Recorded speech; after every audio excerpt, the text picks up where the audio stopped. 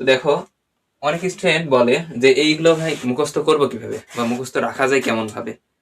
তো দেখো, আজকের ক্লাসের টপিকটি হচ্ছে এককের গুণিতক ও উপগণিতক, বা তোমাদের বইয়ে দেওয়া আছে এককের গুণিতক বা উপসর্গ। তো তোমাদের বইয়ে যেগুলো দেওয়া আছে সেগুলো হচ্ছে এই ডেকা, হেক্টো, কিলো, মেগা, গিগা, টেরা, পেটা, এক্সা। যেগুলোকে প্রকাশ করা হয় ডেকাকে ডিএ দিয়ে, হেক্টোকে এইচ দিয়ে, কিলোকে কে দিয়ে, মেগাকে বড় হাতের এম দিয়ে, সবগুলো এখানকার বড় হাতের, গিগাকে বড় হাতের জি দিয়ে, পেটাকে বড় হাতের টি দিয়ে, এবং এক্সাকে বড় হাতের ই দিয়ে। তো দেখো, অনেক স্টুডেন্ট বলে যে এইগুলো ভাই মুখস্থ করবো কিভাবে বা মুখস্থ রাখা যায় কেমন ভাবে। একটা সহজ টেকনিক দেখো, কিভাবে মুখস্থ রাখবো। যদি তুমি এভাবে মুখস্থ করো ডেকা, হেক্টো, কিলো, মেগা, গিগা, অনেক টাফ, একটু অন্যরকম লাগছে বলতে। কিন্তু তুমি যদি এমন ভাবে মুখস্থ করো, যেমন যদি বলি এই দিক থেকে উল্টা ভাবে, আমরা একটু উল্টা দিক দিয়ে যাব, দেখি কেমন হয়। একটু আমার সাথে সাথে বলা দেখি। যেমন এক্সা, পেটা, টেরা, গিগা, মেগা, কিলো, হেক্টো, ডেকা। শুধু এটা মনে রাখতে হবে যে এক্সা মানে 10^18, তার থেকে দেখো 3 কমে যাচ্ছে। পেটা মানে 10^15, তার থেকে আবার 3 কমে যাচ্ছে। টেরা মানে 10^12, তার থেকে আবার 3 কমে যাচ্ছে। গিগা মানে 10^9, তারপরে 10^6, তারপরে 10^3, লাস্টেরটা আসবে হচ্ছে 2 এবং 1।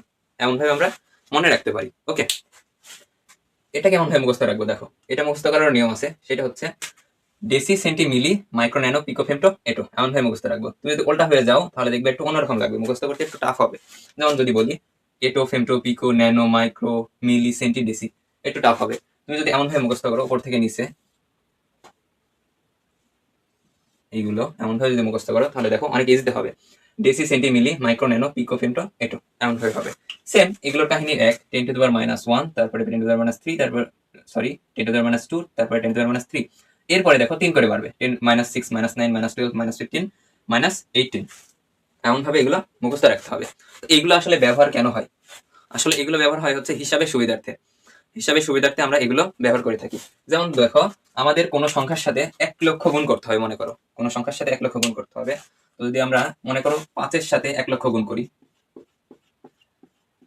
দেখো এটা হচ্ছে 1,00,000। তো যখন এটা একটু হিজিবিজি লাগছে না, অনেক বড় সংখ্যা ইউজ করতে হচ্ছে, তো আমরা যদি এটাকে ছোট বানাতে পারি, ক্ষুদ্র আকারে প্রকাশ করতে পারি, তাহলে কেন এটা ব্যবহার করব। এটাকে যদি ব্যবহার করি তাহলে কেমন হয় দেখো। একের পরে কয়টা শূন্য দেখো, 1টা 2টা 3টা 4টা 5টা 6টা। তো এটাকে আমরা 10^6 লিখতে পারি, যেহেতু একের পরে কয়টা শূন্য ছিল, 6টা শূন্য। ওকে, এটা বলতে পারি। যদিও আমরা ছোট আকারে প্রকাশ করতে পারি, তাই ছোট আকারে প্রকাশ করাটাই আর কি আমাদের হিসাবের সুবিধার্থে এগুলো আমরা ব্যবহার করব।